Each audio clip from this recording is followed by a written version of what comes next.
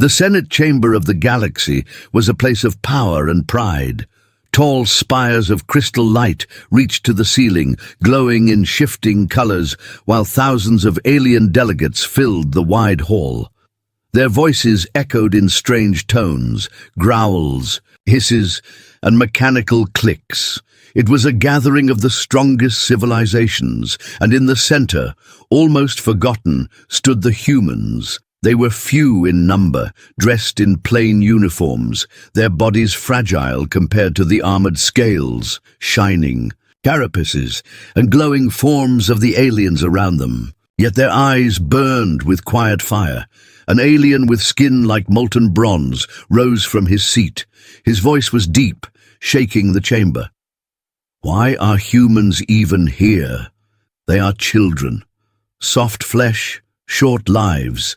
They break easily, 100 worlds. Yet they cannot defend even one without begging for help." The crowd laughed. Some banged claws against metal desks, others hissed in amusement.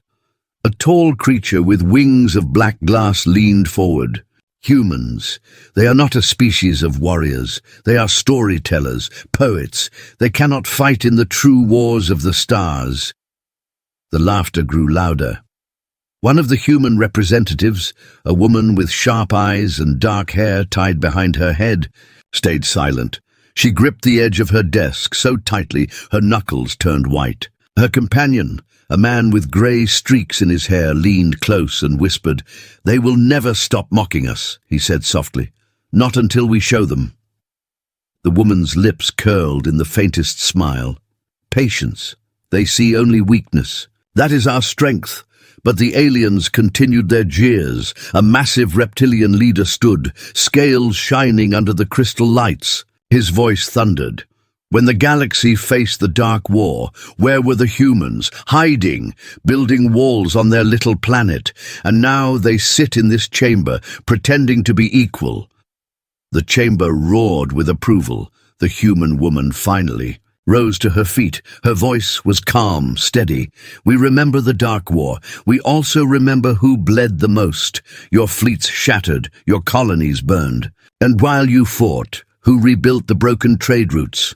Who carried food to starving worlds? It was us, the ones you call weak." For a moment, the chamber grew quiet. But then, another alien rose, his body made of shifting silver liquid. His laughter rang sharp. "Humans do not fight. They only carry supplies like servants. They are useful, yes, but only as tools, never equals." The silence among humans deepened. Their eyes held no fear, only something hidden, something the aliens could not see. The bronze-skinned leader raised his arm. "Let us vote. Remove the humans from the council. They are a waste of space and breath." The crowd cheered again. But before the vote could begin, a low sound cut through the chamber. It was not alien laughter, not a hiss, not a growl. It was a slow clap. The grey-haired man stood, clapping his hands softly. The sound echoed in the chamber, strange against the alien voices. "You laugh at us," he said, his voice calm but sharp. "You think we are weak, you think we are small. But you forget something important." The chamber quieted. Even the crystal lights above seemed to dim. The man's voice grew colder. "When a strong species fights, the galaxy trembles. But when a desperate species fights, the galaxy burns." Whispers spread like fire through the chamber. Some aliens sneered, but others shifted uncomfortably. The winged alien leaned forward, his glassy wings catching the light. "Empty words. Humans cannot burn anything. Not with their fragile bodies." The man only smiled. "That is what you believe." The woman placed a hand on the desk, leaning slightly forward. Her eyes swept across the sea of alien faces. "You see only our weakness. That is your mistake. Weakness forces us to think differently. To create differently, to fight differently," the silver liquid alien hissed. "Threats from humans?" The woman shook her head. "Not threats, promises." For the first time, silence gripped the Senate. The laughter faded. The jeers stopped. It was as if every alien in the chamber felt the shadow of something they could not explain, an unease, a tension that did not belong to the fragile creatures before them. The bronze-skinned leader slammed his fist against the desk. "You dare speak as if you are dangerous?" The man's smile grew colder. "We do not need to speak. You will see soon enough." Gasps echoed across the chamber. Some aliens whispered. Others leaned back with unease. The crystal lights flickered for a moment, casting strange shadows across the walls. The winged alien tried to laugh, but the sound rang hollow. "Humans are bluffing." The woman's reply was a whisper, yet it carried through the entire chamber. "Are we?" For a long moment, the galaxy's greatest powers stared at the humans.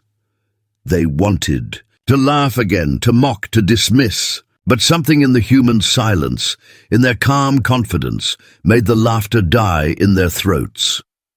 The chamber bell rang, signaling the end of the session. Aliens stood still murmuring.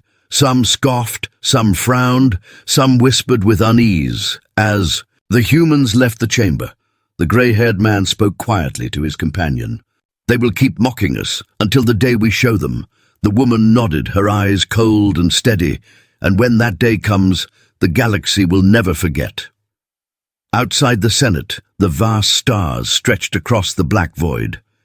The alien empire still believed they ruled the galaxy, still believed humans were nothing but fragile children.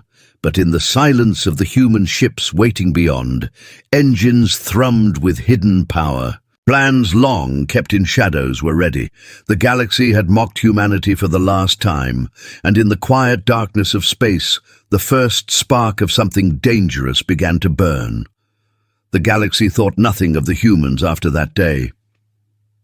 In the Senate, in chamber, the laughter had faded for a short while, but soon it returned in whispers and cruel jokes. To most alien leaders, humans were still fragile, still unworthy of fear. But far from the glowing spires of the Senate, in the deep silence of space, humanity was building something. On the barren moon of a forgotten world, massive hangars stretched for miles. Workers moved like shadows, their voices hushed, their steps urgent. Machines hummed, sparks flew, engines roared in secret. Every wall was shielded to block scanners, every signal hidden under layers of false transmissions. Inside one of the hangars, a human commander stood with his arms folded. His hair was grey, his face marked with years of strain, yet his eyes were sharp, focused. "Status?" he asked. A young engineer, her hands still dirty with grease, saluted. "Prototype. 3 is ready for testing. We pushed the reactor past safety limits. It held." The commander's lips curved slightly. "Good. That means it can survive war." Nearby, another officer frowned. "Sir, if the council discovers this, they will laugh." The commander cut him off. His voice was steady, cold. "They always laugh, and that is why we will win." The officer fell silent, but the tension in the hangar grew heavier. Deep in the shadows of the moon, ships unlike any the galaxy had seen were taking form. They were not sleek or beautiful like alien vessels. They were brutal, sharp edges, thick armor, strange designs patched together from countless ideas. They looked chaotic, but every line had a purpose. Unlike alien fleets that relied on tradition and predictable patterns, human ships were built for surprise. Far across space, rumors began to spread. In the Senate halls, a crystalline alien leaned toward his companion. "Have you heard? Humans are experimenting." The other hissed, his insectoid mandibles clicking. "Experiments? They lack the resources." "Still," the crystal alien replied, "there are whispers of ships being hidden, weapons different from ours." The insectoid alien laughed sharply. "Let them play. They cannot outmatch empires that have ruled for millennia," but the laughter was weaker than before. Back on the moon, the first test began. The hangar doors slid open, revealing the dark sky. A massive ship floated upward, its surface dull and scarred with unfinished welds. Engines rumbled low, shaking the ground. Inside the control room, the commander watched every flicker of data. The engineer leaned forward, her eyes wide. Ignition. Sequence stable. Reactor output steady. Good, the commander said. Now, push it. The young woman hesitated. Sir, at this level...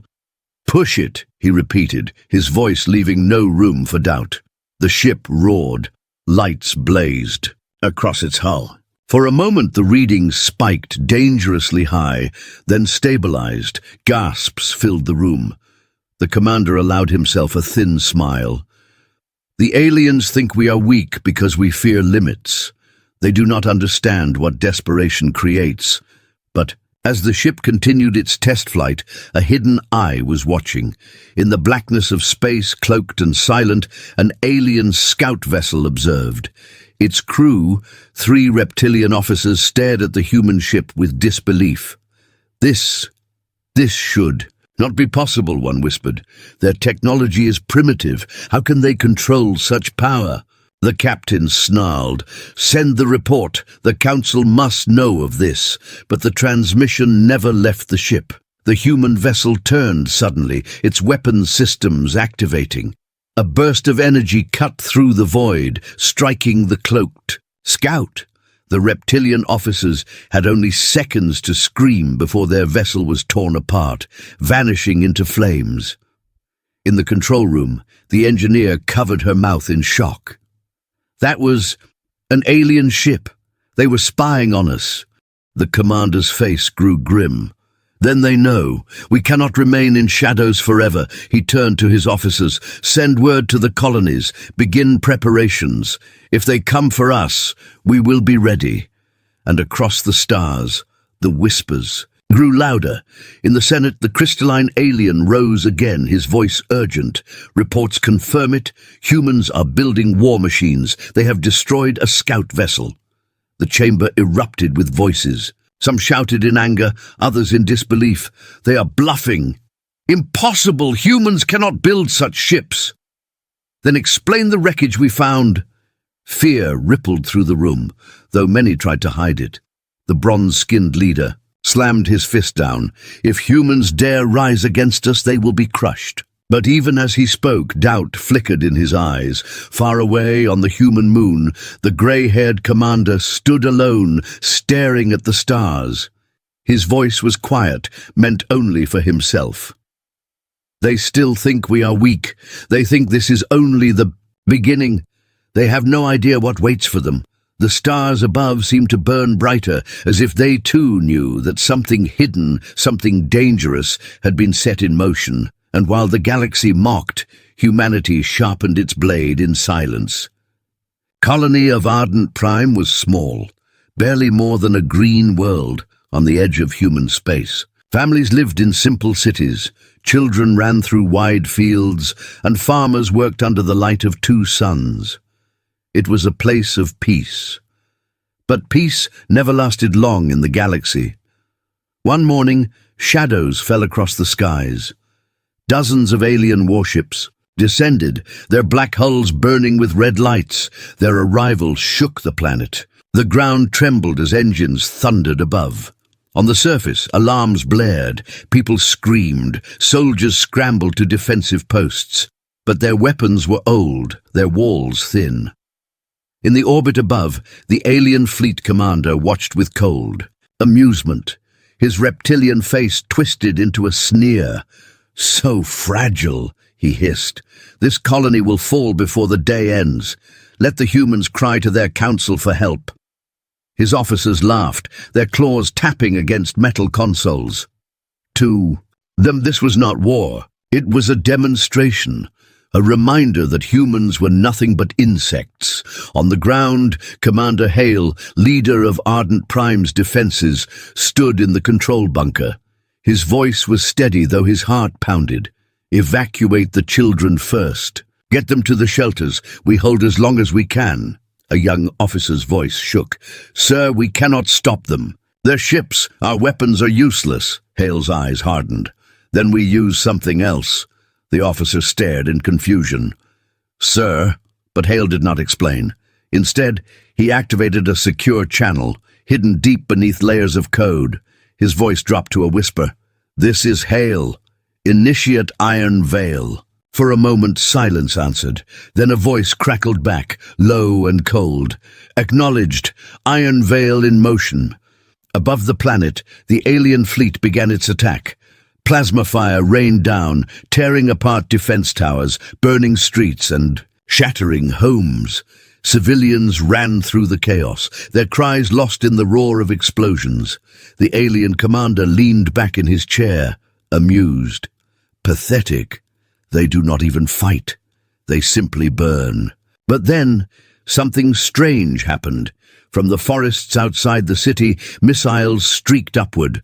Old, crude human weapons that should never have pierced alien shields. Yet they did. One alien ship shuddered as explosions tore across its hull. Another burst into fire, breaking apart in the sky. The alien commander lurched forward. Impossible! How did they...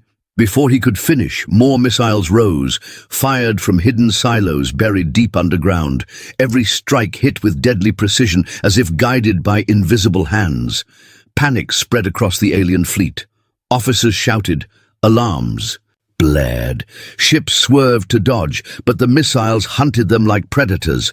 The commander snarled. Find their launch sites, destroy them. But when his scanners searched, they found nothing. No heat signatures, no power trails.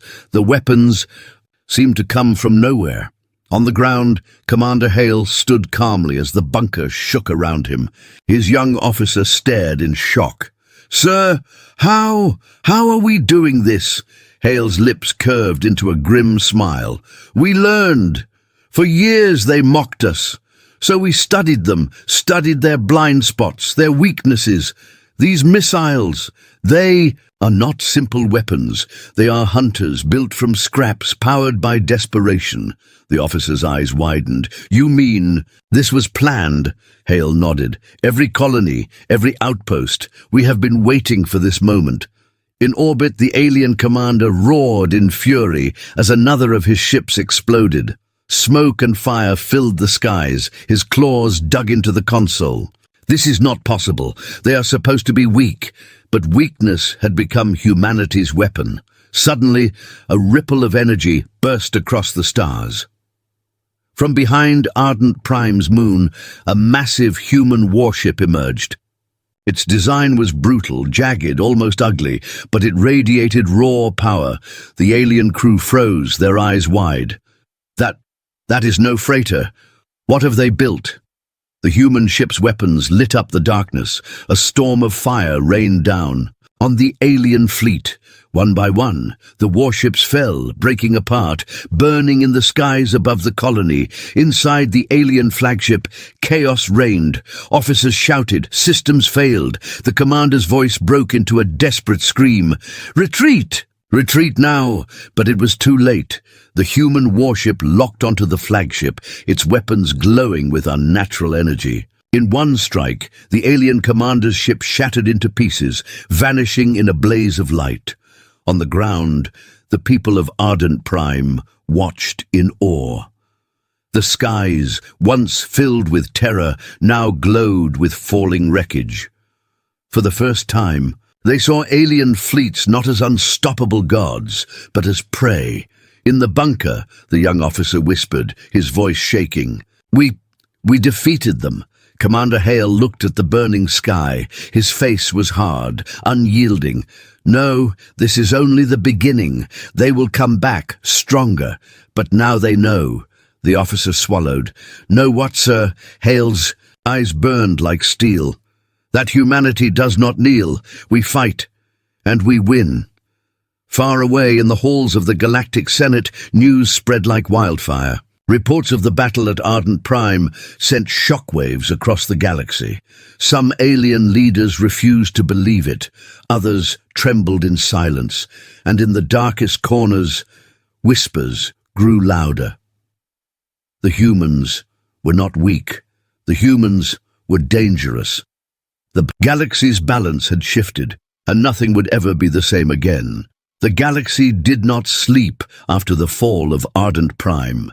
Word of the battle spread like wildfire, moving from outpost to outpost, world to world. At first, many alien leaders dismissed it as rumor. How could humans, fragile, weak humans, destroy an entire fleet? Impossible. But when the wreckage was brought back, burned and broken with human weapons lodged deep inside, the truth could not be denied. The Senate chamber erupted in chaos. "This cannot stand," shouted the bronze-skinned leader, his voice booming. "They are a danger to us all." Another alien, his form a swirling mass of silver liquid, hissed. "They were supposed to stay in their place. Now they rise against us. They must be crushed before the infection spreads." Others were silent, their eyes troubled. Not all were laughing anymore. In the shadows of the chamber, a small group of humans watched quietly. They said nothing, only exchanged a single glance. Their silence spoke more than words. Far across space, in a hidden region of dark void where few dared to travel, humanity's true secret was awakening. Massive doors of steel and stone opened in the side of a dead asteroid. From the darkness within, shapes began to emerge. Warships, dozens at first, then hundreds. Each was built from years of hidden labor, fueled by stolen knowledge, designed in silence. Unlike the elegant, shining fleets of alien empires, these ships looked wild, stitched together with brutal purpose. Sharp angles, thick armor, unpredictable. Weapons mounted in strange patterns. They did not shine with beauty, they radiated menace. In the command deck of the lead vessel, Commander Hale stood with his officers. His eyes scanned the fleet as it came alive. Engines flared, weapons systems hummed, shields activated. "They think Ardent Prime was a lucky strike," Hale said quietly. "They think we ambushed one fleet, and that is all." His second-in-command, a young woman with bright eyes, asked, "And when they see this?" Hale's lips curved in a grim smile. "Then they will know the truth. Humanity has come to fight." Moments later, a signal arrived. An alien fleet was moving toward another human colony, larger this time. Prepared. Hale gave the order without hesitation. "Launch! We strike first." The human fleet surged into the void, engines roaring like thunder. Hours later, in the quiet skies above a human mining colony, the alien fleet arrived. Hundreds of warships formed in tight formation, shields glowing, weapons armed. The alien commander sneered. "Let us see if their tricks save them again," he growled. "This time they will learn their place." But as his ships approached, alarms shrieked, sensors flared with hundreds of contacts. From the darkness around the colony, the human fleet emerged. The alien commander's eyes widened. "What is this?" The ships before him were nothing like he had seen. They moved in chaotic patterns, not in neat formations. They scattered, darted, circled like predators. Weapons fired from strange angles, missiles split mid-flight into swarms. Of smaller projectiles, energy beams twisted in directions alien defenses had never been designed to block. Within minutes, the battle exploded into chaos. Alien fleets were built for order, lines of fire, strict commands, predictable maneuvers. But the humans did not fight with order. They fought with madness. "Break left!" shouted one alien officer. "Shields failing on Sector 3!" cried another. "They are everywhere. I cannot track them," the commander roared, slamming his claws into his console. "Hold formation. Do not scatter." But his orders meant nothing. One by one, his ships were cut apart. Some were ambushed from below, others hacked mid-battle as their systems flickered and failed. Human boarding craft, crude and armored, smashed into alien hulls, unleashing soldiers who fought like demons. On the human flagship, Hale watched calmly as the alien fleet began to crumble. "Target their command ship," he ordered. A volley of missiles streaked forward, splitting into dozens of smaller warheads. They swarmed the alien flagship like a cloud of fireflies, slipping through shields, detonating deep within. The commander's last scream echoed through the void before. His ship erupted into flames. In less than an hour, the great alien fleet was shattered. Survivors scattered, fleeing into the stars. On the surface of the colony, miners and families stood outside their shelters, watching the battle above with wide eyes. For the first time, they saw not terror in the skies, but hope. Back in the Senate chamber, news of the defeat crashed through like a tidal wave. An insectoid delegate slammed his claws against the floor.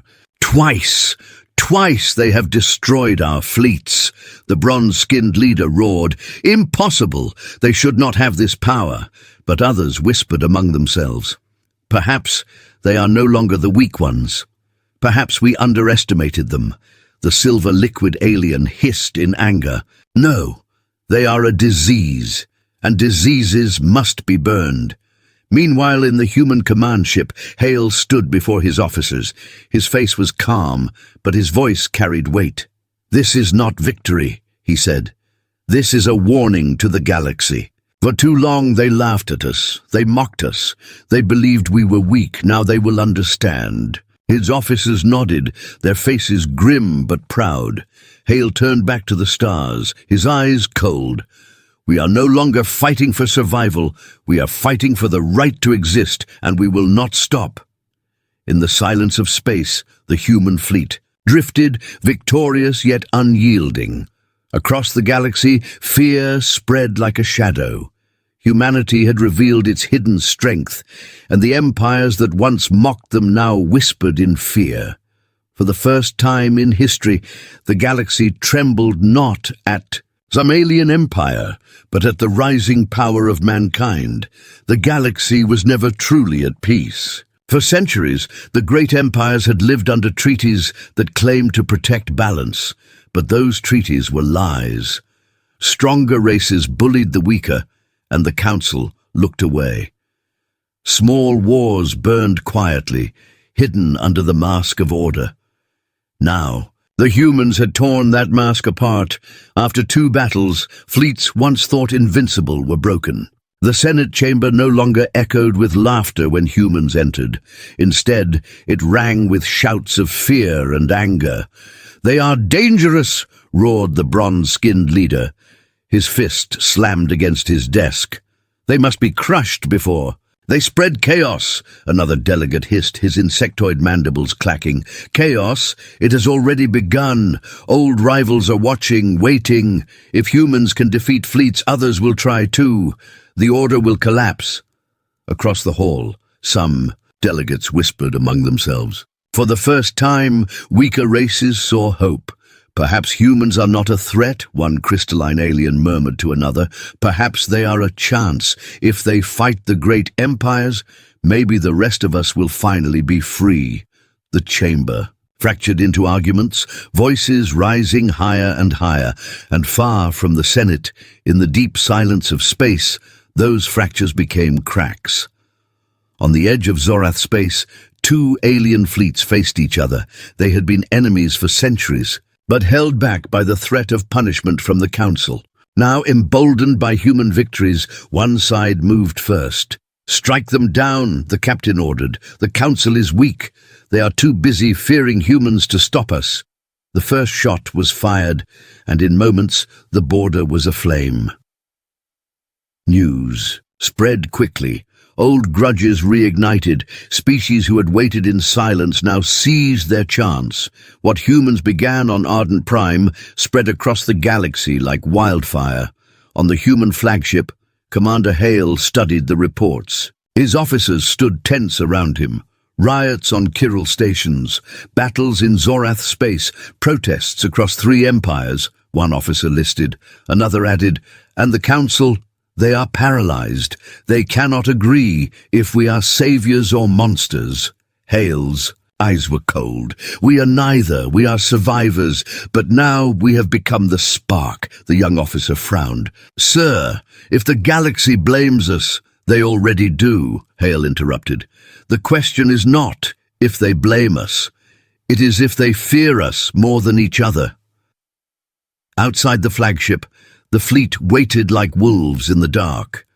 They had won battles, but each victory carried a price.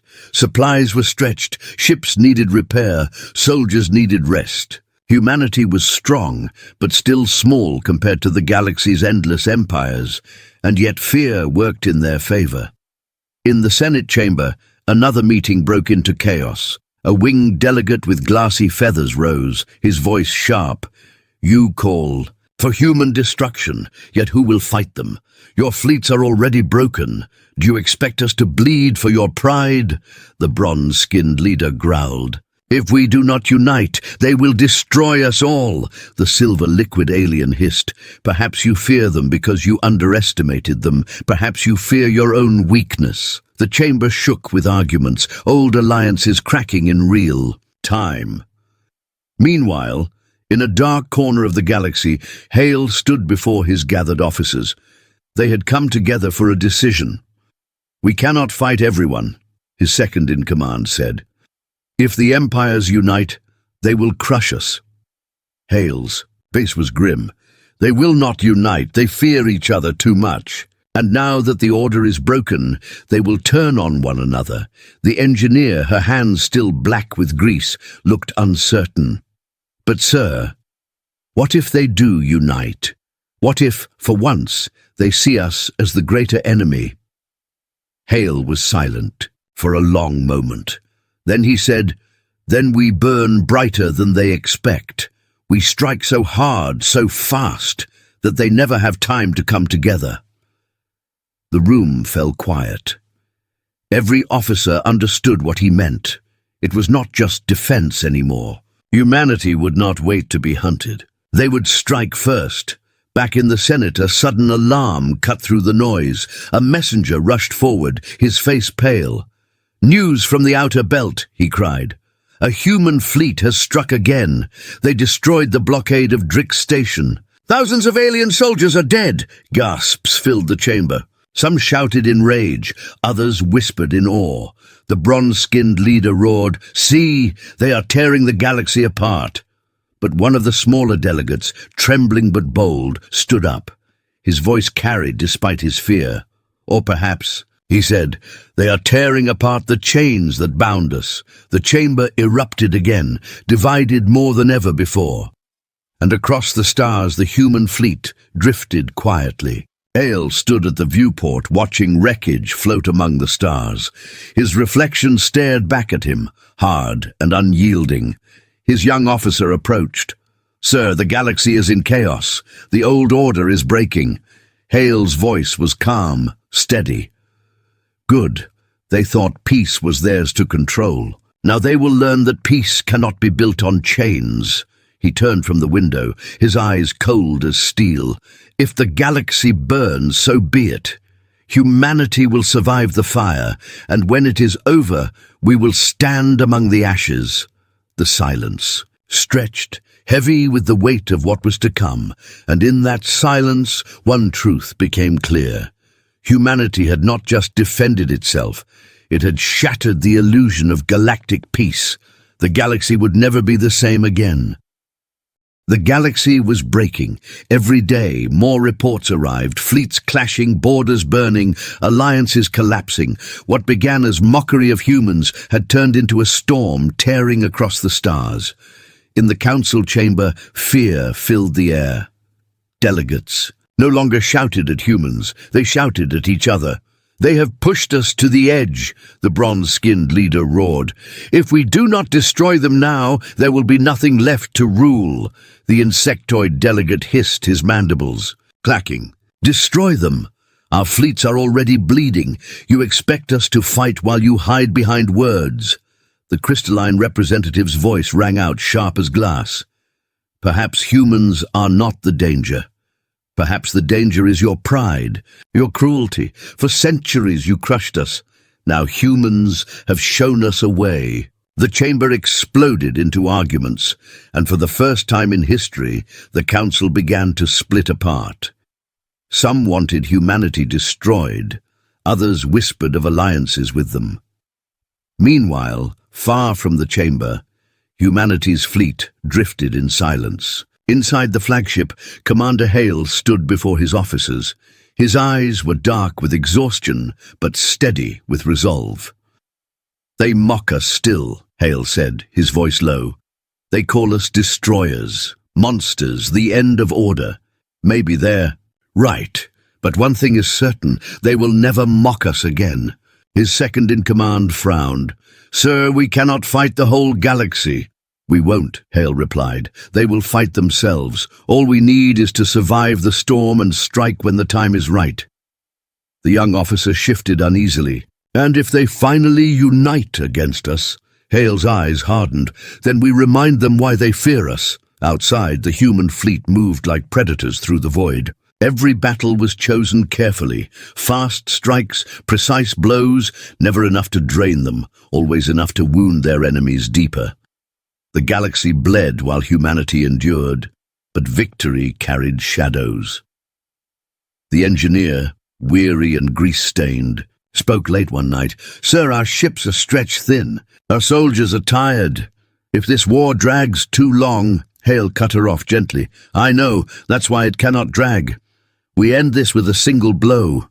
He leaned over the star map, pointing to the glowing heart of the galaxy. The councils, a seat. They believe they control peace, but peace built on chains is no peace at all. We will go to their world. We will show them that humanity bows to no one. The officers stared at him in silence.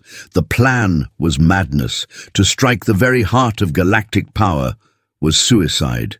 And yet, in their commander's eyes, they saw no doubt. The fleet prepared. When the humans appeared above the council's shining capital, panic erupted. Defense fleets scrambled, alarms screamed, and fear swept through the city of glass towers and golden domes. No one believed the humans would dare. The bronze-skinned leader stood on his balcony, his voice trembling with rage. "They come here? To our heart? Destroy them? Burn them from the skies!"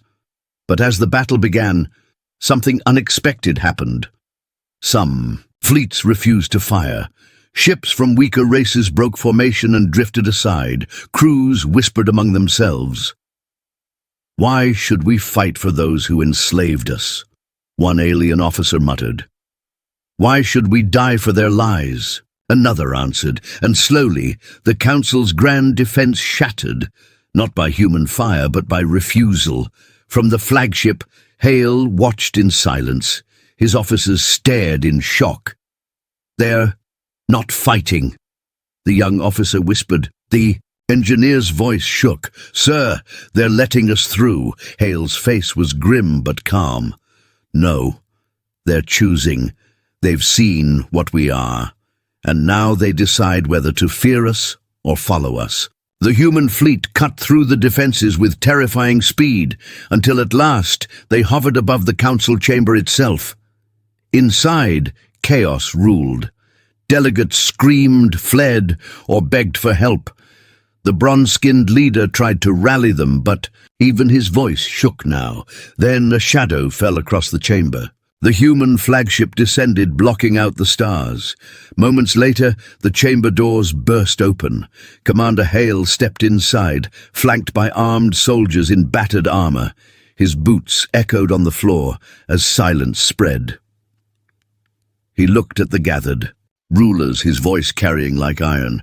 "You mocked us," Hale said. "You called us weak. You chained us with your laws, your lies, your peace built on fear, but we are still here." No one dared move. No one dared speak. Hale's eyes swept across the chamber. "We did not ask for this war. You brought it to us. You thought we would break. Instead, you broke your own galaxy," the crystalline delegate whispered, trembling. What do you want?" Hale's reply was simple. Respect, freedom, and this. Humanity will never kneel again. His words struck like thunder. Some delegates lowered their heads in shame, others clenched their fists in rage. But none could deny the truth. They feared him. The bronze-skinned leader finally found his voice, though it shook. "If you destroy us, you will rule over ashes." Hale stepped closer, his shadow long and dark. Then remember this: humanity rises from ashes. For a long moment the chamber was silent. The galaxy's fate hung in the air. Then slowly the weaker delegates began to rise. One by one, they turned toward Hale, not in defiance but in quiet, fearful recognition. The old order had fallen. A new one had begun. Outside, the fleet waited, silent as the stars. Humanity had not just survived, it had shattered the chains of galactic peace and carved its place among the stars. And though the galaxy trembled, one truth was clear: humanity would never be mocked again.